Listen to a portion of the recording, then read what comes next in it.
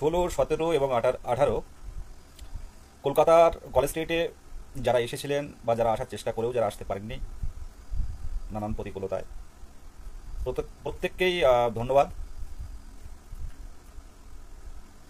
আজকের লাইভটা তারপরেই মানে 3 দিনের ধর্নার পরে এই লাইভে এলাম। শরীরটা মানে তারপরের দিন 19 তারিখ একেবারেই ভালো যায়নি, এখনও স্বাভাবিক নয়, মানসিক সমস্যা বা সেই ভালো নেই মেনলি। যাই হোক, ছেড়ে দেওয়ার জায়গাও নেই, শরীর খারাপ থাকলেও একটা দিনই উঠতে পারিনি বিছানা থেকে, কেমন একটা যেন ভিতর থেকে হয়তো জ্বর টর জাতীয় এসেছিল। যাই হোক, সেটা বড় ব্যাপার নয়, প্রত্যেকেই ভালো আছেন আশা রাখছি। মানে শরীর ভালো আছে কিন্তু মানসিক অবস্থাটা কারোরই ভালো নেই। যারা এই দীর্ঘদিন অপেক্ষায় থেকে একটা পাওয়ার জিনিস যদি না পাই আমরা, মানে এর থেকে খারাপ কিছু হতে পারে না। প্রিয়াঙ্কা ম্যাডাম, ভালো আছি, আপনি কেমন আছেন? প্রথম কথা বলি, নোটিফিকেশান পাওয়ার ক্ষেত্রে আমরা পরিস্থিতি তৈরি করতে পেরেছি অনেকটাই। সামনের দিনে আরও অনেক কিছু করার বাকি আছে। শুধু রাজপথের লড়াই নয়, শুধু আন্দোলন নয়, তার পাশাপাশি কিছু কিছু পদক্ষেপ আমাদের কিন্তু নিতে হচ্ছে, নেব নয় নিতে হচ্ছে। আমরা 2022 প্রাথমিক টেট উত্তীর্ণ সকল শিক্ষক শিক্ষিকা 23 জেলার 2 বছরের ডিএলএড যারা আছে, তাদের স্বার্থে কে কোথায় গেল কে কোথায় থাকলো সেটা ফ্যাক্টর নয়, কিন্তু 2 বছরের ডিএলএড পূর্ণ প্রশিক্ষিত টেট উত্তীর্ণ তাদের স্বার্থে কিন্তু তাদের স্বার্থ কোথাও বিঘ্নিত হয়, তাদের কম্পিটিশান যতটা কমে, সেই বিষয়গুলো সবার একটা চাওয়া আছে। আমাদের চাকরি প্রার্থী 2022 প্রাথমিক টেট উত্তীর্ণের পক্ষ থেকে ঐক্যমঞ্চের কাছে রাগ অভিমান থাকলেও প্রত্যেকের একটা চাওয়া বা একটা প্রাপ্তি বা একটা কিছু আশা করে, সেই জায়গাটাকে মূল্য দিয়ে সেই প্রত্যেকের চাওয়াকে মূল্য দিয়ে কিছু পদক্ষেপ অলরেডি আমরা নিয়েছি, সামনের দিনে দেখতে পাবেন। আর নোটিফিকেশানের বিষয়টা আবারও বলছি লাইভের মাধ্যমে, নোটিফিকেশান কিন্তু আমরা অবশ্যই পাবো বা পাওয়ার পরিস্থিতি তৈরি করেছি। নতুন করে মুখ্যমন্ত্রীর আলাদা করে কিছু বলার জায়গা নেই। মাননীয় মুখ্যমন্ত্রীর দৃষ্টি আকর্ষণ এর আগেও করিয়েছি, কিন্তু এই গত কয়েকটা দিন যেভাবে কলেজ স্কয়ারের যে আন্দোলন আমরা করে দেখাতে পেরেছি 23 জেলা মিলে, সেই আন্দোলনের প্রত্যেকটা পেপার থেকে শুরু করে বড় বড় করে লেখা থেকে শুরু করে প্রত্যেকটা মিডিয়াতে কিন্তু আমরা আমাদের দাবিগুলো তুলে ধরতে পেরেছি। যেমনভাবে চাকরি হারারা যেভাবে বিকাশ ভবনের সামনে এত বড় একটা আন্দোলন করে তারা দেখাতে পেরেছে, তার সাথে সাথেই কিন্তু আমরা আমাদের কিছু না হলেও অল্প মানে বিশাল সংখ্যক পথে না নামলেও অল্প সংখ্যক পথে নেমেও কিন্তু আমরা দৃষ্টি আকর্ষণ করাতে পেরেছি। আর মুর্শিদাবাদেও দেখলেন দিদি দিদি করে ডাকলেন, শিলিগুড়ির মাঠে দেখলেন আমাদের লোহিত বা ওরা গেছিল, গিয়ে সেখানেও কিন্তু দিদি দিদি করে ডাকলেন এবং ডেপুটেশনটা দিলেন এবং জানালেন যে আমরা 22 ডেট আমাদের নিয়োগের বিষয়টা ভাবুন। আমরা সামনের দিনে পরিষ্কারভাবে বলছি, সামনের দিনে আমরা যেখানে মুখ্যমন্ত্রী যাবেন সেখানে আমরা মুখ্যমন্ত্রীকে স্বাগত জানাতে কিন্তু আমরা যাব, কারণ সেটা একটা সভা বা কোনো একটা সমাবেশ, সেখানে বিরোধিতার কোনো জায়গা নেই, এমনিও বিরোধিতার কোনো জায়গা নেই। আমরা মাননীয় মুখ্যমন্ত্রী পশ্চিমবঙ্গ সরকার ওনার কাছেই যাচ্ছি। যে জেলায় যাবেন সেই উত্তরবঙ্গ হোক আর জঙ্গলমহল হোক আর আমাদের সুন্দরবন হোক, সেখানে কিন্তু আমরা চেষ্টা করবো মুখ্যমন্ত্রীর কাছে যাওয়ার। যে সমস্যাটা বারে বারে দেখানো হচ্ছে ওবিসির যে ব্যাপার, এটা আমরা জেনে গেছি বা এটা বুঝেছি যে ওবিসি এ বা ওবিসি বি বাদ দিয়ে যারা নতুন সংযোজন হয়েছে তাদেরকে বাদ দিয়ে সরকার কিন্তু নিয়োগ করবে না। কাউকে ডিপ্রাইভ করে সরকার কিন্তু মানে কোনো নিয়োগ যাবে না। এমনকি কলেজের ভর্তির ক্ষেত্রেও কিন্তু দেখতে পাচ্ছেন সেটাও কিন্তু আটকে আছে। অ্যাডভোকেট জেনারেল রাজ্য সরকারের ওনার কাছ থেকে কলেজের ভর্তির ব্যাপারে আইনি পথে কি করা যায় সেই বিষয়টা জানার জন্য রাজ্য সরকার জানিয়েছেন ভর্তির ক্ষেত্রে কিছু করা যায় কিনা। পাশাপাশি বা স্বাভাবিকভাবে রিক্রুটমেন্টের বিষয়টাও কিন্তু আগামী দিনে আসবে। আর এটা ওবিসি সমস্যার সমাধান, প্রথম নিয়োগটা কিন্তু এই 2022 প্রাথমিক টেট উত্তীর্ণদের পক্ষে আসবে, এই আশায় কিন্তু আমরা বুক বেঁধে আছি। আমরা 23 জেলায় এই আশায় কিন্তু বুক বেঁধে আছি। হয়তো নানান প্রতিকূলতায় অনেকে রাজপথে বা সেইভাবে গ্রুপের সাথে যুক্ত থাকতে পারে না, কিন্তু দিনের শেষে কিন্তু একটাই কথা, যে ইন্টারভিউ কবে পাবো আমরা, কত ভ্যাকান্সি আসবে। নদিয়া জেলায় গেছিলেন আমাদের সুকান্ত, সুজিত ভাই এবং আমাদের পীযূষ ভাই, তারা নদিয়া জেলায় গেছিলেন আজকে, মানে 3 দিন, লাস্ট 3 দিন পর গেছিলেন ডিপিএসসি চেয়ারম্যানের সাথে কথা বলার জন্য কৃষ্ণনগর। তো সেই জায়গায় আজকে দেখা হয়েছিল এবং উনি কাল 10টায় কিন্তু ডেট দিয়েছেন। আমি যারা নদিয়া জেলার যারা লাইভ দেখছেন বা দেখবেন তাদের উদ্দেশ্যে বলবো, আগামীকাল নদিয়া জেলা, হুগলি তো আছেই, সাথে নদিয়া জেলার ডিপিএসসি অভিযানে আপনারা সামিল হন। নদিয়া জেলার বেশ কিছু পজিটিভ কথা ডিপিএসসি চেয়ারম্যান বলেছেন। শূন্যপদ রিটায়ার ভালোই রিটায়ার হয়েছে, যার ফলে শূন্যপদও বাড়তে পারে। তো আপনারা আমাদের বিষয়গুলো তুলে ধরবেন, কারণ শূন্যপদ কিন্তু সম্পূর্ণ জেলায় কিন্তু ডিপিএসসিগুলো দেখে। আর সাথে সাথে আমরা এও জানি যে কিছু যে 52,200 ডিএলএড আমরা দেখতে পাচ্ছি, তার মধ্যে কিছু ডিএলএড কিন্তু অলরেডি ইন সার্ভিস হয়ে বিভিন্ন পেশায় চলে গেছে। তার মধ্যে আপার প্রাইমারি একটা বড় অংশ, যেখানে অনেকেই তারা প্রাইমারির যে ছেড়ে তারা আপার প্রাইমারিতে ঢোকার চেষ্টা ঢুকেছে। এছাড়াও 2017 টেট উত্তীর্ণ অনেকেই যারা 22-এ টেট পাস, তারাও কিন্তু চাকরি করছে। তো সামনের দিনে দেখতে পাবেন অনেক কিছু পরিবর্তন হবে।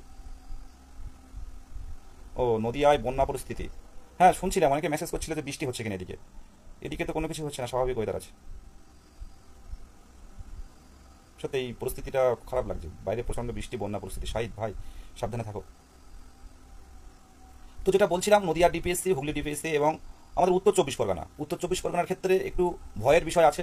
উত্তর 24 পরগনার ক্ষেত্রে ভ্যাকান্সিটা কিন্তু অনেকটাই কম। যারা লাইভ দেখছেন, হয়তো অন্য জেলায় আপনাদের যেতে হতে পারে, আর যদি মুখ্যমন্ত্রীর নির্দেশ থাকে হয়তো পোস্ট ক্রিয়েট হতে পারে।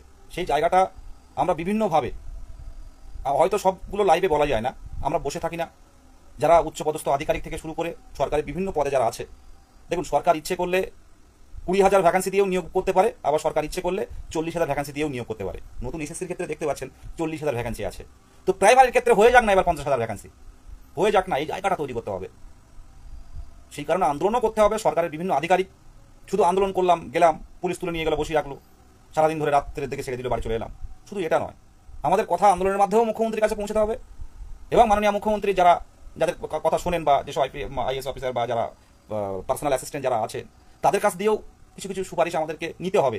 যে 2022 প্রাথমিক টেট হয়তো এই মনে হচ্ছে 2022 আর 25, এই 22, এই 2-3 বছরের ব্যাপার, কিন্তু মাননীয় মুখ্যমন্ত্রীর কাছে এটাও তুলে ধরতে হবে।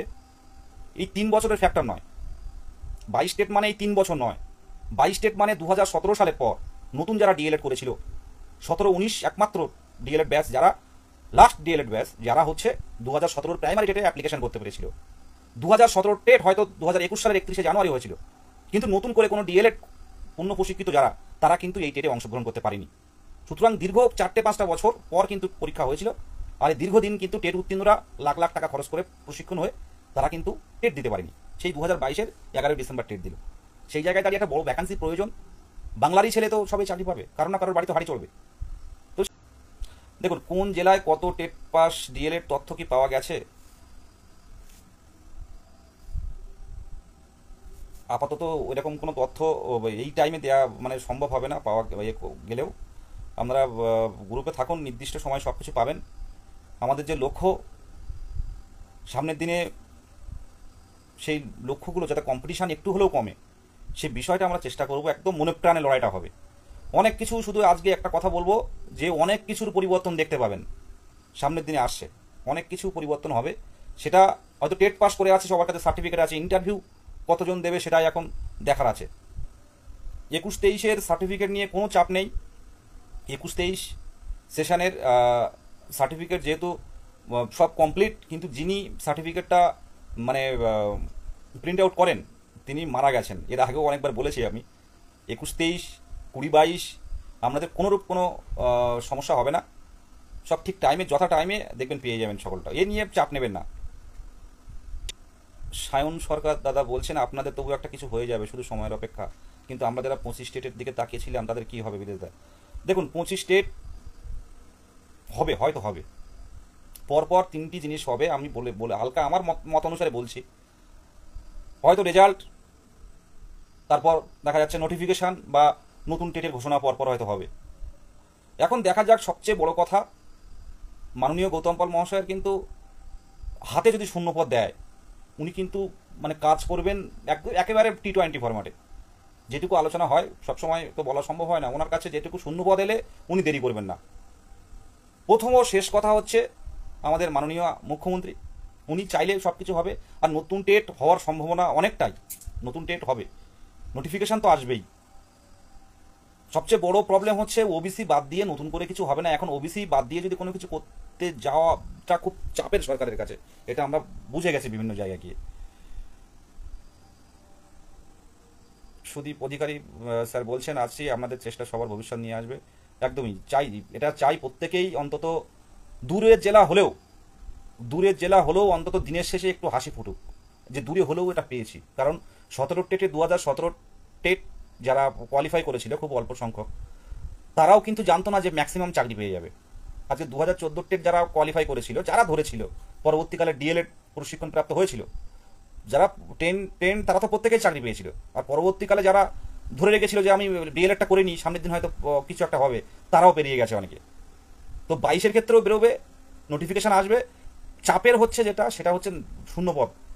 এই শূন্যপদটা পেতে গেলে মুখ্যমন্ত্রীর কাছে যেতে হবে। আজকে গতকাল শিলিগুড়িতে গেছিল 5-7 জন।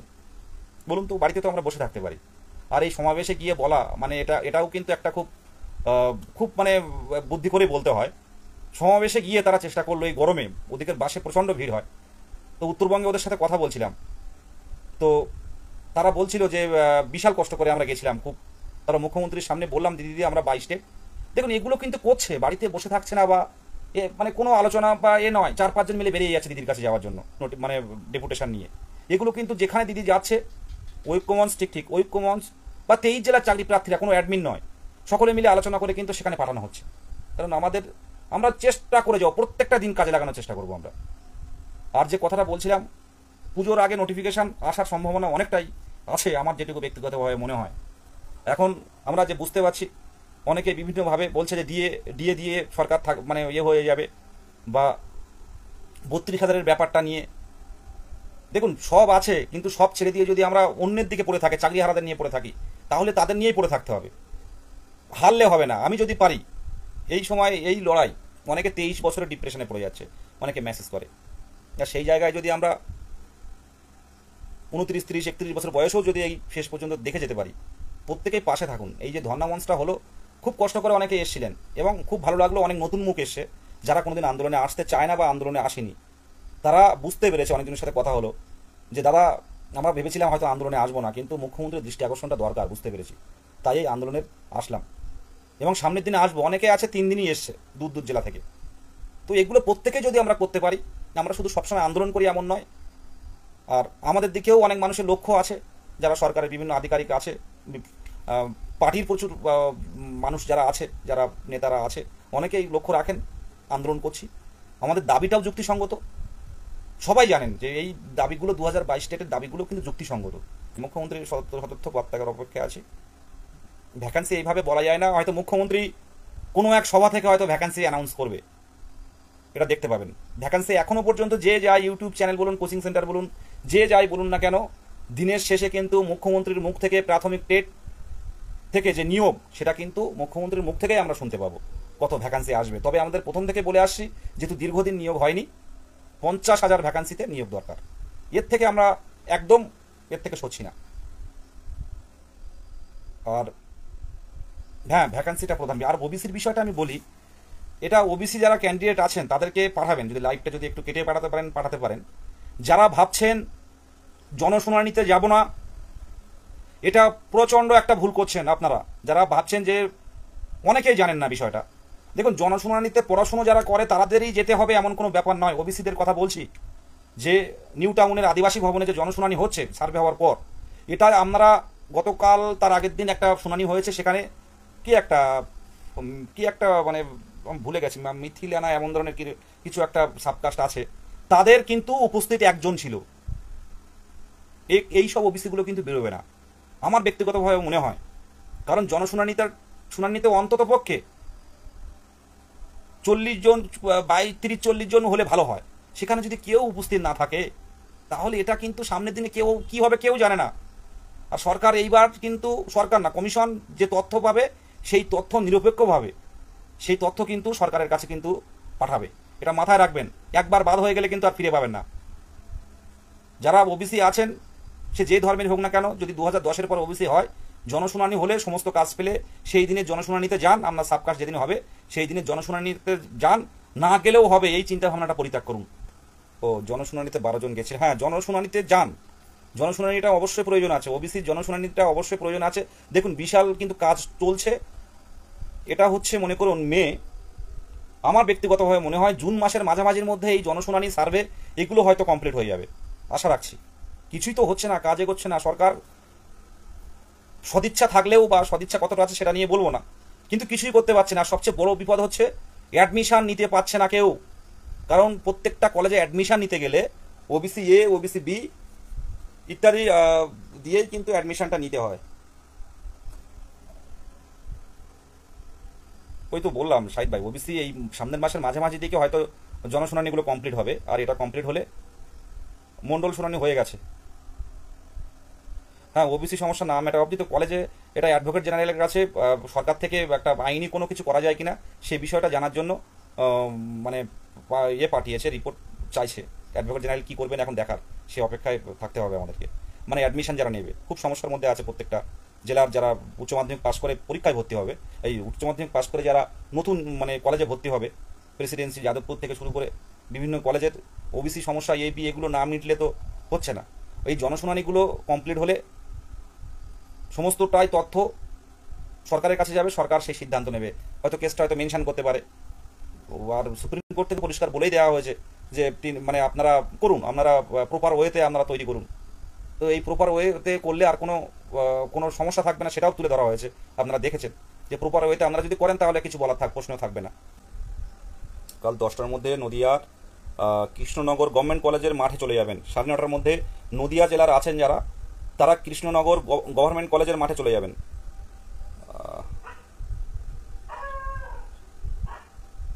আর আগামী 23/5/2025 শুক্রবার উত্তর চব্বিশ পরগনা জেলার বর্তমানে প্রত্যেকটা জেলার তুলনায় উত্তর চব্বিশ পরগনায় কিন্তু অনেকটাই, উত্তরবঙ্গে ভ্যাকান্সি আছে কম বেশি, কিন্তু উত্তর চব্বিশ পরগনার অবস্থা কিন্তু অনেকটাই খারাপ।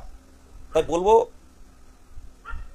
একটু ডিপিএসসিগুলো করুন, শুধু লোক দেখানো নয়, ডিপিএসসিতে সেইভাবে গিয়ে অন্তত দেখুন। আমাদের আলাদা করে এখন প্রত্যেকটা জেলায় 2022 প্রাথমিক টেট পাস ডিএলএড ঐক্যমঞ্চে চেনানোর কোনো জায়গা নেই, তো সেখানে যান, তথ্য আমরা দেব। প্রত্যেক জেলায় যারা যাচ্ছে কোনো না কোনোভাবে আজকে সবাই যাচ্ছে সব দিকে, এটা খুব ভালো লাগছে। যারা কোনোদিন আন্দোলনে আসতো না অনেকেই এখন একটু ঘুম ভেঙেছে, কারণ তারা জানে ভালো করে যে 3-4 মাস যদি পেরিয়ে যায়, এই মে, জুন, জুলাই, আগস্ট, এই আগস্ট মাস যদি পেরিয়ে যায়, আগস্ট, তাহলে কিন্তু আগস্ট সেপ্টেম্বর চলে এলে তাহলে পুজো ছুটি ফুটি পড়ে যাবে, অক্টোবরে পেরিয়ে যাবে 1-1.5 মাস। তো তারপর কিন্তু নোটিফিকেশান এলে কিন্তু সেই ইন্টারভিউ প্রসেস কিন্তু কমপ্লিট করা খুব চাপের হয়ে যাবে। এটা প্রত্যেকে হয়তো নোটিফিকেশান আসবে, আমার কথাগুলো হয়তো এগুলো আমি নিজের একটা ধারণা, কিন্তু আমি যেটা বলছি পরে মিলিয়ে নেবেন। হয়তো নোটিফিকেশান আসবে আগস্ট সেপ্টেম্বর, পুজোর পরে যদি নোটিফিকেশান আসে তাহলে কিন্তু সেই প্যানেল বের করাটা কিন্তু অনেকটাই চাপের হয়ে যাবে। মানে ইন্টারভিউ নেওয়ার পর যথেষ্ট সংখ্যক ডিএলএড আছে, আমরা হয়তো ভাবছি যে কম আছে, আর আমাদের কাছে তথ্য আছে। আমরা সামনের দিনে কিছু কিছু পদক্ষেপ অলরেডি নিয়ে ফেলেছি, সামনের দিনেও দেখতে পাবেন, একটু অপেক্ষা করুন। ডিপিএসসিগুলো যান একসাথে, যেহেতু আপনাদের জেলায় পাশাপাশি ডিপিএসসি হচ্ছে, ডিপিএসসিগুলো যান একটু, সেখানে গিয়ে বলুন যে আমাদের শূন্যপদটা কিন্তু কম হলে হবে না, আমরা এত সংখ্যক আছে। আদার্স কিছু কিছু জেলা যেগুলো নিয়ে একটু মিটিং করব আমরা সামনের দিনে। দেখুন ছেড়ে যদি দিই এই পড়েই থাকবে, সুতরাং একসাথে চলুন। একবার স্কুলে ঢুকলে আর কেউ কিন্তু এই 2022 প্রাথমিক টেট এমনই একটা টেট পশ্চিমবঙ্গে, এই টেটের থেকে নিয়োগ যদি সুষ্ঠুভাবে হয়, যদি ভ্যাকান্সি দেওয়ার সদিচ্ছা সরকারের থাকে, ম্যাক্সিমাম ক্যান্ডিডেট কিন্তু বেরিয়ে যাবে, আর আন্দোলন করতে হবে না আপনাদের। আর এখন সবচেয়ে বড় কথা, কিছু কথা না বললে নয়, আমি বলতে চাই না, প্রত্যেকে একসাথে লড়াই করুন। হোয়াটসঅ্যাপে বিভিন্ন রকম গ্রুপ তৈরি হচ্ছে, ফেসবুকে বিভিন্ন গ্রুপ তৈরি হচ্ছে, বিপ্লবী গ্রুপ, মানে দিনের দিন নোটিফিকেশান আনবে এমন একটা ব্যাপার। এই সব পরিবর্তনশীল বিপ্লবী থেকে একটু দূরে থাকবেন, দিনের দিন নোটিফিকেশান আসে না। এরা এই বিভিন্ন ছোট ছোট গ্রুপ খুলে এরা 22 স্টেটের ডাইরেক্টলি মানে প্রত্যক্ষভাবে ক্ষতি করছে। লড়াইটা প্রত্যেকেই 23 জেলায় একসাথে করুন, যা সাজেশন দেওয়ার থাকে দিন। আমি তো আছি প্রত্যেকের, সকল টেট উত্তীর্ণদের স্বার্থে। কেউ বলতে পারবে না যে বিদেশদা এই বলেছে বা এই রকম করেছে, কেউ বলতে পারবে না। তো প্রত্যেকেই একসাথে লড়াইটা করুন। বাবা মায়ের চোখের মানে বাবা মায়ের দিকে আমরা কি তাকাতে পারি ঠিকঠাক করে? একটু বলুন তো ভালো করে, কিসের এত বিভেদ? প্রত্যেকেই একসাথে লড়াইগুলো করুন। বাবা মায়ের দিকে কিন্তু আমরা ফিরে ভালোভাবে তাকাতে পারি না। আমার তো নিজেই মনে হয় কত বাবা এত বয়স হয়ে গেল, বাবার বয়সটা এত বেশি হয়ে গেল, বুঝতেই পারিনি একটা সময়। তাদের জন্য এই সময় যদি কিছু না করতে পারি, জীবনে আফসোস থেকে যাবে, কারণ জীবনটা তো এক। আমরা হবু শিক্ষক, এমন কোনো আচরণ করবেন না। প্রত্যেকেই 23 জেলায় একসাথে লড়াইটা করুন। 23 জেলার চাকরি প্রার্থীরা প্রত্যেকে একসাথে হাতে হাত রেখে মান অভিমান ভুলে লড়াইটা করুন। আর আমরা অপেক্ষায় থাকবো যে কবে আমাদের অ্যাপয়েন্টমেন্ট লেটারটা আমরা হাতে পাবো। তার জন্য কিছু কিছু পদক্ষেপ আমাদের নিতে হবে, নিয়েছি অলরেডি, এবং মুখ্যমন্ত্রীর দৃষ্টি আকর্ষণ করার চেষ্টা করছি, আর করতেও বাকি নেই। মুখ্যমন্ত্রীর দৃষ্টি আকর্ষণ যথেষ্ট করা হয়েছে, অপেক্ষায় থাকুন। আর জেলায় জেলায় যে ডিপিএসসিগুলো হচ্ছে সেগুলোর দিকে একটু যান, কষ্ট হলেও একটা দিন হয়তো স্কুল ছুটি নিয়ে বা টিউশনিটা একটু কম পড়িয়ে এটা যান। হবে না বলে ছেড়ে দিলে হবে না। আগে যারা আন্দোলন করতো অনেকে সিরিয়াসলি ফোন করে বলে, দাদা এবার আসবে তো, বাড়িতে কিন্তু চাপ দিচ্ছে। এটা স্বাভাবিক। সকলে ভালো থাকবেন।